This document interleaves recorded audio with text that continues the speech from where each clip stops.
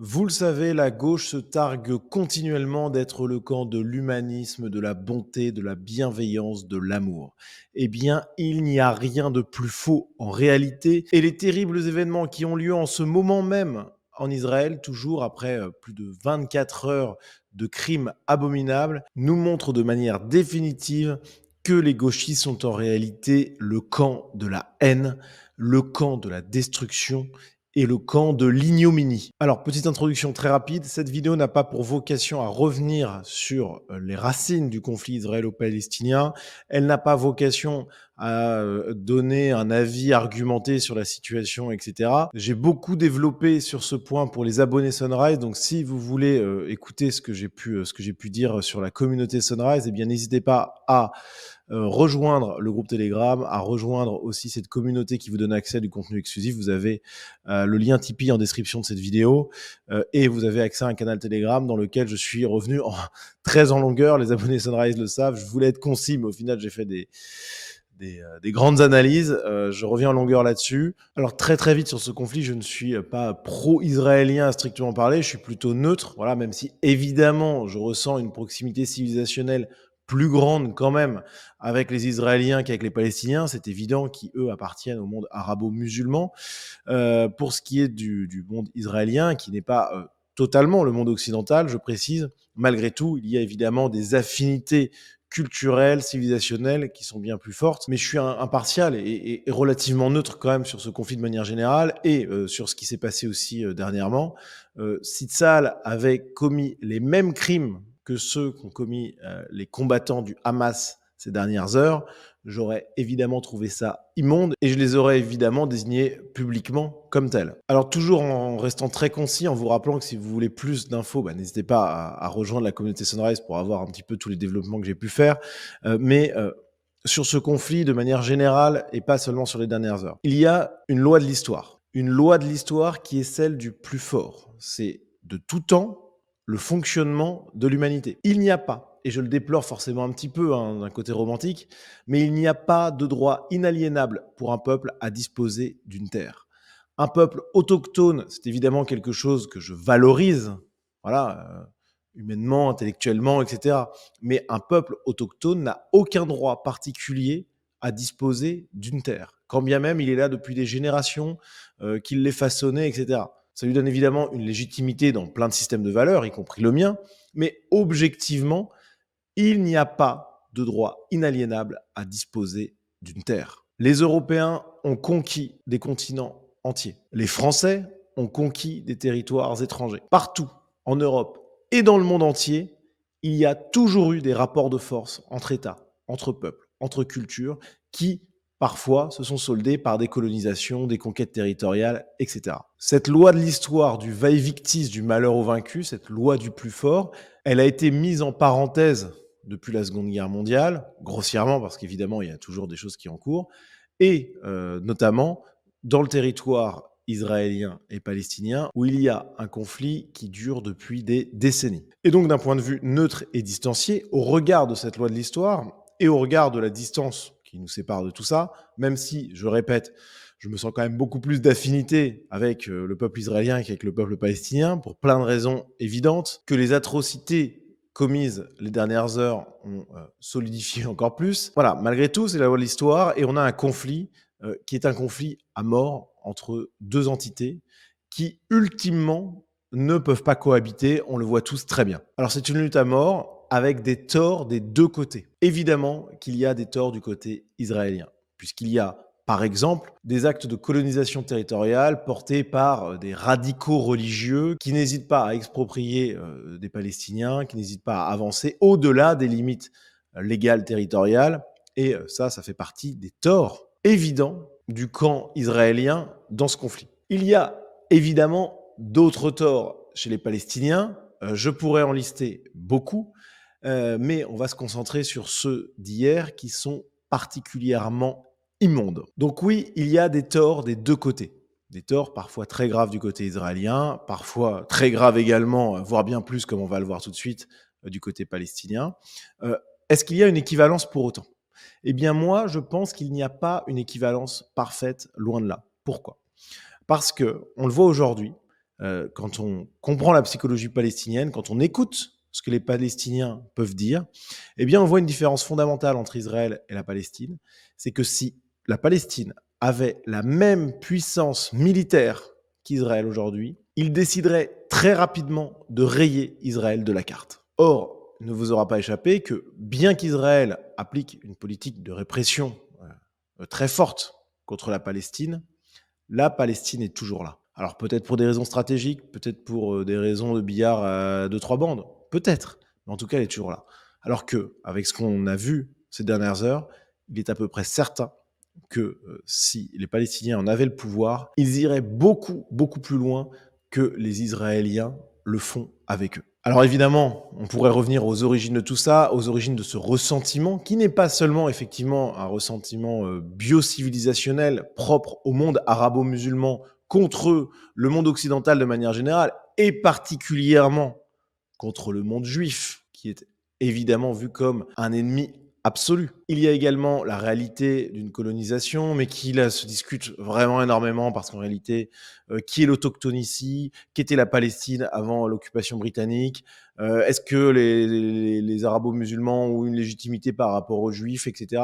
Tout ça, ce sont des débats très longs, très complexes et qui, de toute manière, sont tranchés par la loi de l'histoire, dont je vous parlais récemment, et qui nous importe peu, si ce n'est peut-être pour effectivement rajouter une dose d'explication assez importante quand même, hein, évidemment, à cette barbarie qui a touché Israël il y a quelques heures et qui continue de toucher le territoire aujourd'hui encore. Donc voilà, j'en arrête là pour cette introduction que je voulais concise mais qui est déjà un peu trop longue. Je voulais pas rentrer dans les détails, mais il faut quand même un minimum de contexte. Donc voilà ce que j'avais à dire là-dessus. Évidemment, c'est totalement imparfait. Évidemment, je survole énormément de choses et je vais peut-être essayer de faire dans les jours qui viennent quelque chose de plus complet sur tout ça.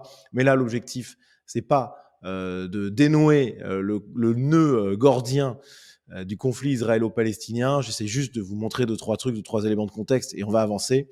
L'objectif, c'est de vous montrer à quel point les actes barbares commis par le Hamas hier et aujourd'hui encore sont non seulement tolérés par la gauche française, mais en plus glorifiés par certains des plus extrémistes des gauchistes. Alors, ces crimes de guerre abominables commis par le Hamas, quels sont-ils? Eh bien, c'est une invasion qui a eu lieu hier. Nous étions le 7 octobre, avec des combattants du Hamas qui se sont infiltrés dans plusieurs villes israéliennes en voiture, parfois même en espèce de parapente. En bref, un truc complètement fou, et qui, eh bien, ont tiré non seulement sur des forces armées, ce qui, dans le cadre d'un conflit militaire, peut tout à fait s'entendre. Là encore, loi de l'histoire, on peut avoir un jugement personnel, émotionnel, civilisationnel là-dessus, mais bon, à la limite, c'est un conflit armé. Mais c'est pas du tout le cœur du sujet. Le cœur du sujet, c'est qu'il y a eu des tirs contre des civils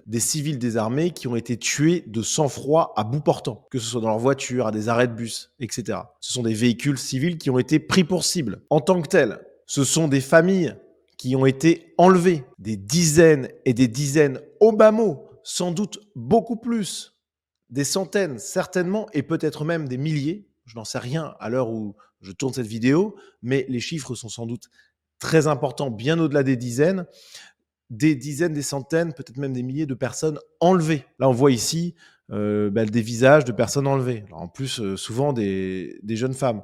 On a également voilà, cette jeune femme qui a été enlevée, ramenée ici, on le voit, en mobilette entourée par des Palestiniens. Bref, c'est abominable. On voit ici des Israéliennes qui sont enlevées, mises dans l'arrière d'un camion. Vous les voyez ensanglantées, jetées comme ça à l'arrière et emmenées dans le territoire palestinien. Complètement fou. On a aussi eu ce festival qui a été attaqué par les airs, par des espèces de parapentes, par les combattants du Hamas et qui, a priori, je dis a priori, mais on a pas mal d'éléments concrets, mais j'essaie de rester factuel, mais qui ont a priori tué des centaines de personnes dans ce festival, ok, qui était situé à la frontière, et des personnes qui ont pu fuir. Là, on les voit sur les images, qui fuient les lieux du festival. Des scènes absolument abominables. Imaginez des combattants du Hamas qui arrivent par les airs et qui commencent à tirer sur la foule, tuant des dizaines et des centaines de personnes, enlevant notamment des femmes, pour les ramener en Palestine. Même chose avec des familles israéliennes prises en otage. Vous voyez ici une famille qui est prise en otage. C'est abominable. Et vous voyez d'ailleurs aussi la proximité civilisationnelle qu'on a évidemment bien plus grande avec le peuple israélien qui, à bien des égards, ethnoculturellement, est bien plus proche du nôtre que ne l'est le peuple palestinien, le peuple arabo-musulman.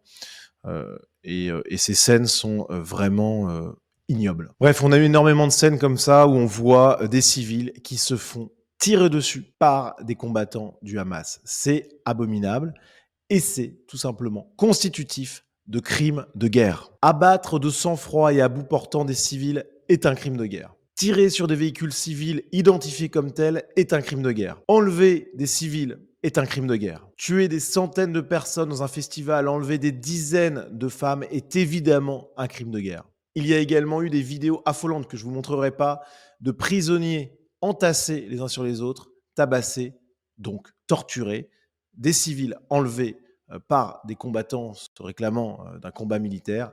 C'est encore et toujours un crime de guerre. Tout cela est inqualifiable et impardonnable. Je ne dis pas, évidemment, qu'il n'y a pas eu, par le passé et dans plein de guerres, des dommages collatéraux. Évidemment, quand, par exemple, les Israéliens bombardent la bande de Gaza en visant des objectifs militaires, je le précise, à chaque fois, Tsahal fait ça quand même, il y a malheureusement, c'est terrible, mais il y a malheureusement des dommages collatéraux. Quand les Palestiniens lancent des dizaines ou des centaines de roquettes de manière simultanée à l'aveugle, donc en ne visant pas spécifiquement des cibles militaires, différence de nature. Donc je me répète, s'ils avaient les mêmes capacités militaires que les Israéliens, ils feraient bien pire. Donc, mais passons. Donc différence de nature, ils balancent au hasard. Bon, c'est le jeu malheureusement terrible, dramatique d'un bombardement. Il y a des conséquences humaines, il y a des civils qui sont tués, il y a des dommages collatéraux. Ces dommages collatéraux, ils sont évidemment terribles, mais ils font partie du jeu, entre guillemets.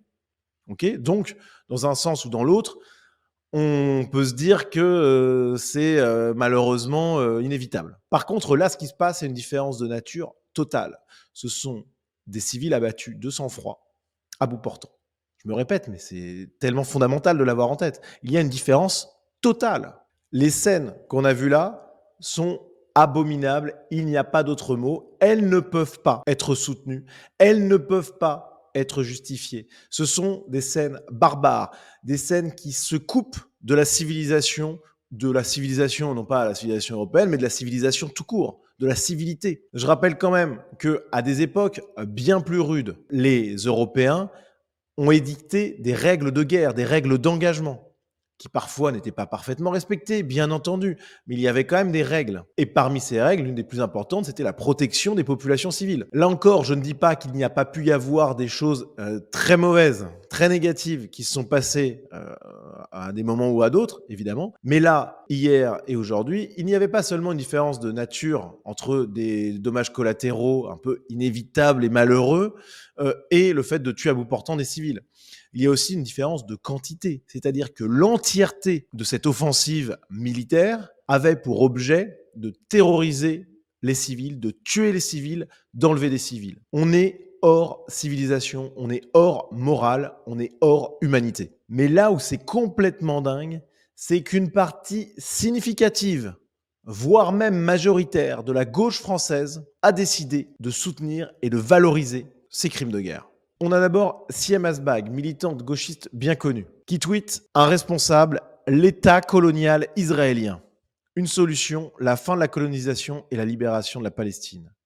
Une ligne politique, sans cesse rappeler les causes, à savoir l'occupation et ses violences, dénoncer les États complices et soutenir la résistance palestinienne. » Par ce tweet immonde, Siem Asbag considère que les crimes de guerre commis par le Hamas constituent un acte de résistance légitime contre l'occupation israélienne. Les tueries, les enlèvements, les assassinats, les crimes de guerre multiples qui ont émaillé les dernières 24 heures sont légitimés par Siem Asbag.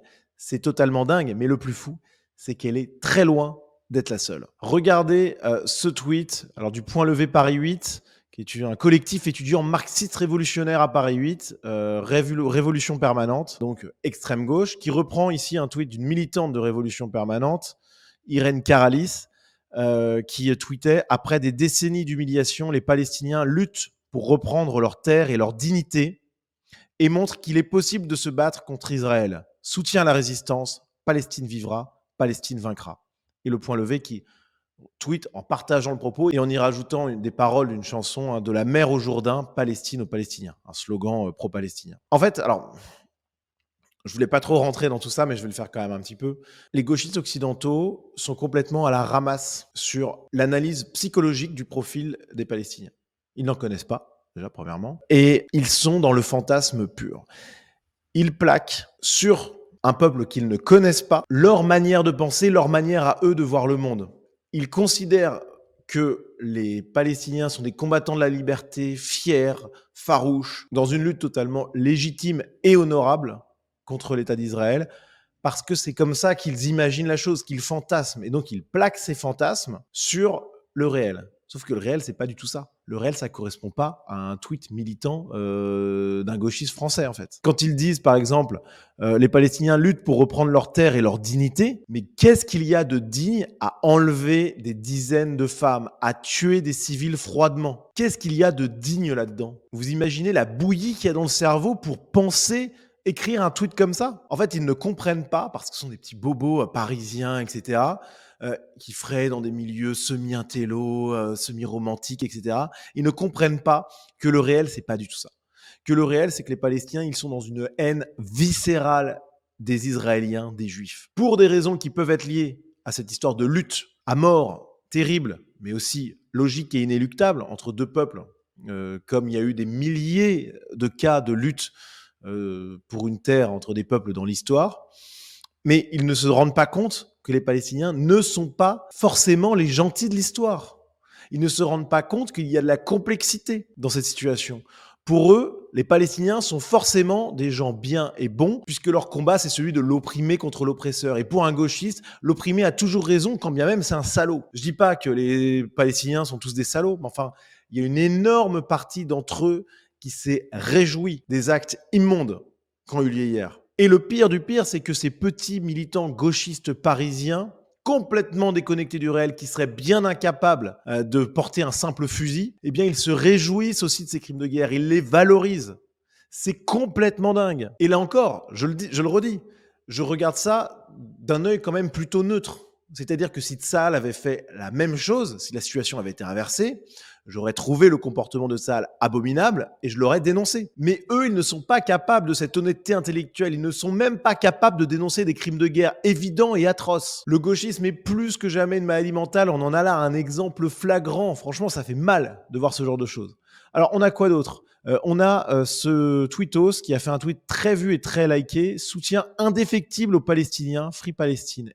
Et alors, je vous montre ce tweet, déjà parce qu'il a fait beaucoup de vues, beaucoup de j'aime, mais aussi parce que dans sa bio Twitter, le type marque altruiste.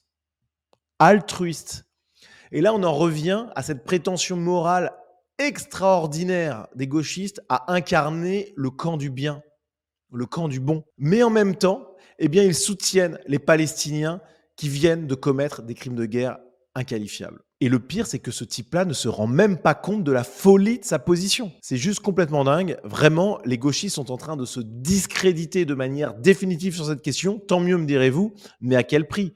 Parce que le degré de saloperie qu'il faut pour écrire un tweet comme ça, ou pour le degré de bêtise qu'il faut pour ne pas se rendre compte de la saloperie qu'on est en train de proférer, franchement, c'est stupéfiant. Alors, on continue notre petit tour des gauchistes avec Anas Kazib, militant marxiste à Révolution Permanente, qui déclare, en commentant ces actes abominables, 75 ans d'apartheid, d'oppression, et depuis des mois, les scènes d'agression, de répression jusqu'au sein des mosquées, de familles chassées de leur domicile se sont multipliées. Soutien au peuple palestinien qui est debout face à cet État sanguinaire qu'est Israël. Là encore, je veux dire, intellectuellement, on peut comprendre le raisonnement de se dire les Palestiniens, peuple opprimé, le colonialisme offensif juif sur fond messianique est en train de les bouffer petit à petit, etc. Je pense que la situation est beaucoup plus complexe que ça. Je vous renvoie à nouveau vers l'abonnement Sunrise qui vous permet d'avoir plus de développement de ma part. Mais à la limite, acceptons ce truc-là en disant oui, Israël, État colonial, hein. Mais en quoi ça justifie des crimes de guerre contre des civils? En quoi on peut se permettre, en se disant de gauche, de justifier ces crimes de guerre commis contre des familles, contre des enfants, contre des femmes, contre des gens sans défense. Quelle est la justification? Ça n'a pas de sens. Même chose pour ce tweet d'un militant CGT, Gaëtan Garcia. Après des décennies de colonisation, de meurtres et de tortures par l'État d'Israël, le peuple palestinien montre qu'il existe encore. Vive la lutte du peuple palestinien. Donc là, on est dans la glorification totale. Les gauchistes sont des dangers. Je pèse mes mots, hein. Ils sont prêts à justifier l'injustifiable au nom de la lutte contre l'oppresseur, etc. Qui est, je le répète, bien plus complexe que ça. Et surtout, ça ouvre la voie à tout, en fait. C'est-à-dire que même en France, contre l'État islamophobe, raciste et compagnie, comme ils le disent souvent, tous les moyens sont bons. Ça veut dire que tout est possible pour lutter contre cet État. Ça veut dire que même des crimes de guerre sont justifiés ultimement. Je ne dis pas que c'est le cas tout de suite. C'est l'étape d'après, en fait. Évidemment que là, ils n'en sont pas encore là ouvertement. Mais ce sont les premiers pas vers cet avenir-là qui sont posés par ces militants gauchistes. Et franchement, c'est effrayant. Même chose pour cette revue d'extrême gauche, Position Revue. Il n'y a aucun terroriste en Palestine. Ok, donc déjà, ça commence très fort. Ce sont des résistants. Résistants à une occupation, résistants à un apartheid, résistants à une colonisation, résistants à un nettoyage ethnique, soutien inconditionnel au peuple palestinien dans sa quête de dignité et de liberté.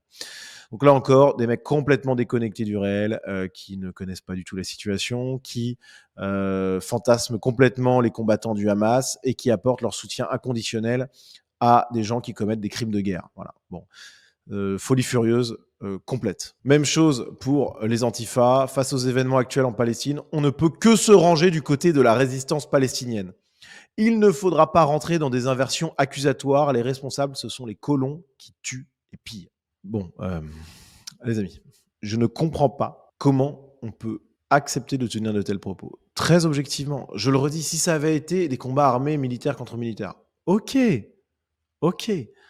mais là, les images sont abominables. Les actes commis sont d'une gravité extrême, tant dans leur nature que dans leur nombre. Je le répète, mais c'était une offensive qui était entièrement tournée, une fois la frontière passée, vers le meurtre de civils, vers les enlèvements de civils. C'est tellement monstrueux que comment quelqu'un peut défendre ça, en fait?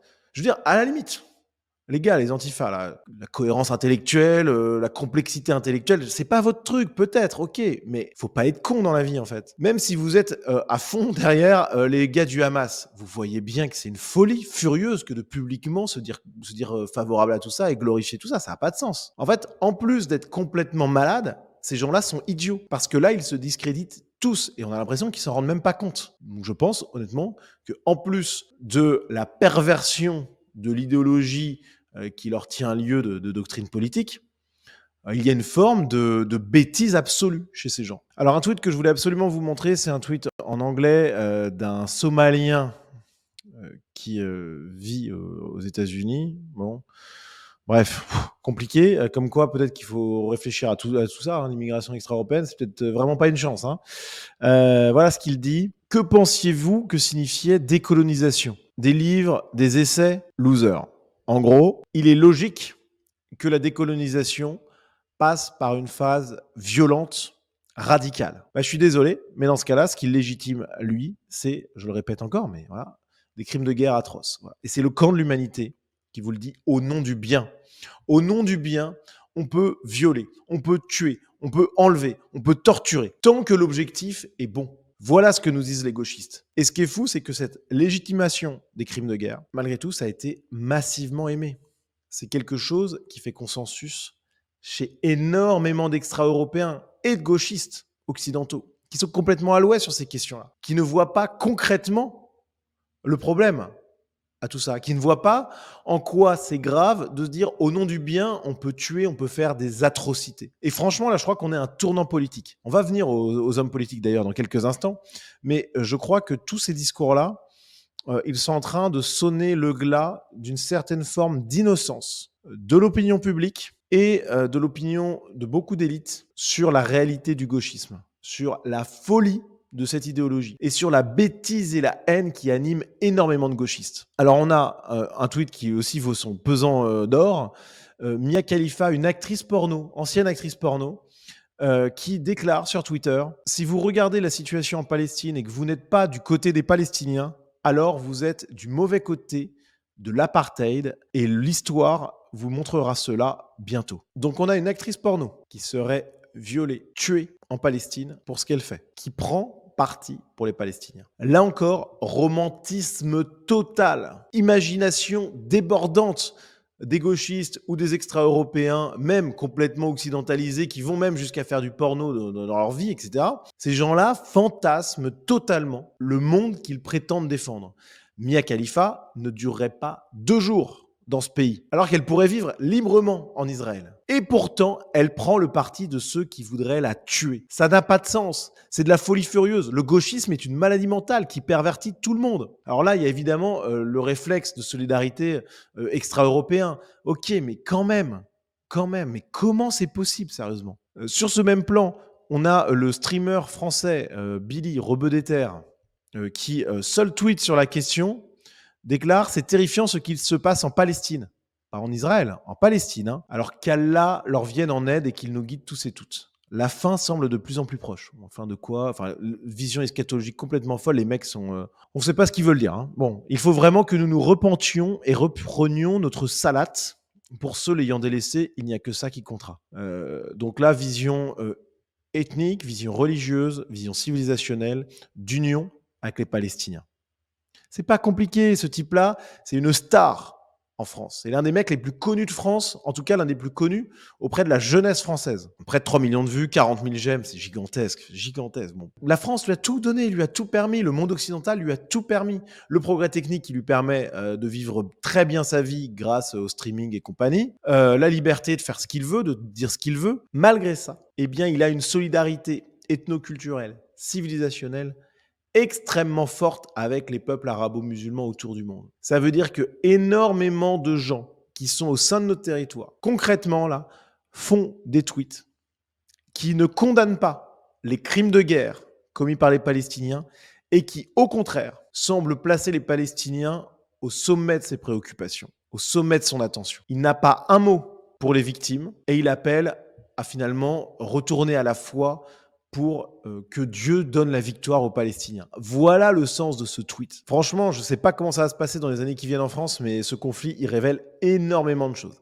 Bref, passons à la partie politique avec eh bien, un tweet d'abord, un petit peu hommage à Sandrine Rousseau, qui a fait partie des rares personnalités politiques de gauche à réagir correctement. C'est suffisamment rare pour qu'on le signale. Mais voilà ce qu'elle a tweeté. Israël fait l'objet d'une attaque intolérable. Des civils sont pris pour cible. C'est inacceptable. C'est, à mon avis, le minimum. Mais à gauche, c'était le maximum, ça. Voilà.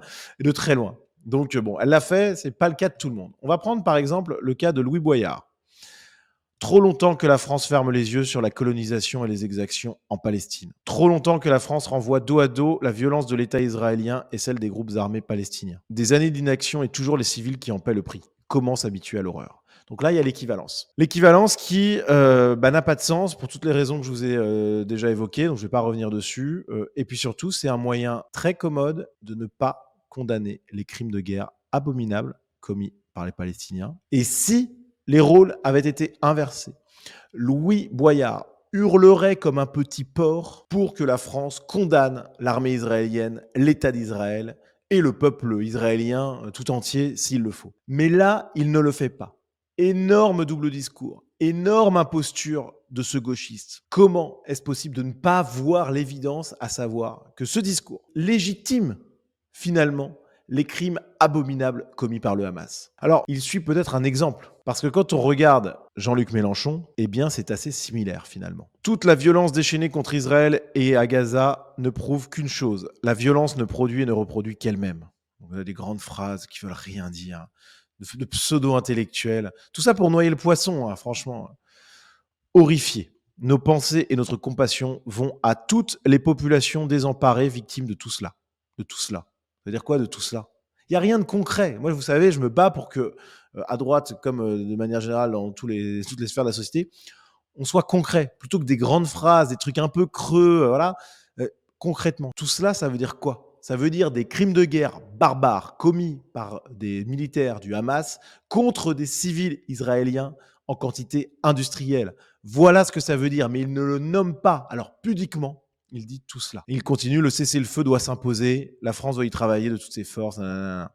Les peuples palestiniens et israéliens doivent pouvoir vivre côte à côte en paix, en sécurité. La solution existe, celle des deux États. Là, bon, la réalité, c'est que cette solution, elle n'existe pas. Et je répète, si les Palestiniens avaient la puissance militaire israélienne et les Israéliens avaient la puissance militaire palestinienne, il n'y aurait pas deux États, il n'y aurait qu'un État palestinien dans les 2 semaines. Là. Donc, faut pas déconner non plus. Donc là, on a vraiment la saloperie gauchiste qui est montrée. L'espèce de discours pseudo-intellectuel pour faire semblant d'être au-dessus de la mêlée, le rappel de la paix, de la sécurité, de la solution à deux États pour montrer qu'on est là pour qu'il y ait une solution pacifique. Hein.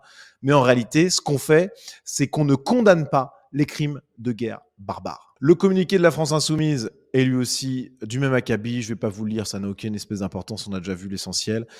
La gauche s'est suicidée politiquement sur cette séquence. Voilà. Je suis plutôt content, même si évidemment on ne se réjouit pas que ça soit arrivé dans ces circonstances-là, mais enfin, la folie gauchiste est révélée aux yeux de tous. L'attitude des gauchistes, c'est au mieux de légitimer les crimes de guerre. Et au pire, dans bien des cas, c'est de s'en réjouir. Je ne sais pas si on se rend compte de la folie générale.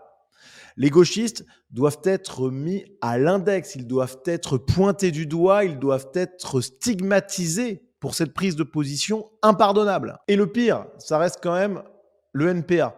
Le NPA, alors eux, ils ont fait très fort. Offensive de Gaza, nous sommes toutes et tous palestiniens. Alors en plus, ils ont leurs écritures inclusives. Donc les types font un communiqué en écriture inclusive pour défendre les Palestiniens, sachant que l'écriture inclusive à Gaza, c'est pas trop le projet. Et tout ce qui est homosexualité et tous les trucs que les gauchistes parisiens aiment bien, ça finit très mal là-bas. Très très mal. Donc la déconnexion totale. Mais en plus, les types, sans problème, nous sommes tous palestiniens. Et les types osent quand même, hein, cette fois-ci, l'offensive est du côté de la résistance. Les dernières provocations sur l'esplanade des mosquées, ça ne peut plus durer. L'offensive est du côté de la résistance. L'offensive, je le répète, une énième fois, ce sont des crimes de guerre barbares. Mais comment c'est possible de dire ça? Mais quelle folie furieuse touche la gauche, sérieusement. C'est impardonnable, vraiment, et je me répète, mais c'est clair et net que la gauche s'est discréditée de manière considérable et de manière durable sur cette question. Plus jamais leur avis ne doit être pris avec considération. Il faut leur rappeler continuellement à quel point ils se sont couverts de honte en refusant de condamner les crimes barbares, en tolérant, en légitimant ces crimes, voire même en s'en réjouissant. C'est inacceptable. Voilà, je m'arrête là pour cette vidéo qui a déjà duré bien plus longtemps que ce que je voulais. Je vais peut-être faire d'autres vidéos sur cette question-là, parce que je pense qu'il y a beaucoup d'enseignements à tirer de ce drame. D'ici là, les amis, n'hésitez pas à me suivre sur les réseaux, à vous abonner. Si vous le souhaitez, à soutenir mon travail, vous avez le lien Tipeee en description. N'hésitez pas. Voilà, vous accédez à la communauté Sunrise qui vous donne notamment le droit à des analyses en profondeur sur tous ces sujets-là, des analyses privées. Donc voilà. Écoutez, les amis, on se dit à très vite. Il y a encore beaucoup à dire et promis, on va essayer de détricoter tout ça ensemble. Il y a du boulot et surtout, il y a beaucoup de boulot pour détruire le gauchisme qui là vient de se tirer sérieusement une balle dans le pied. Mais l'objectif, c'est de l'aider à tomber encore plus vite. Voilà. Donc les amis, à très vite.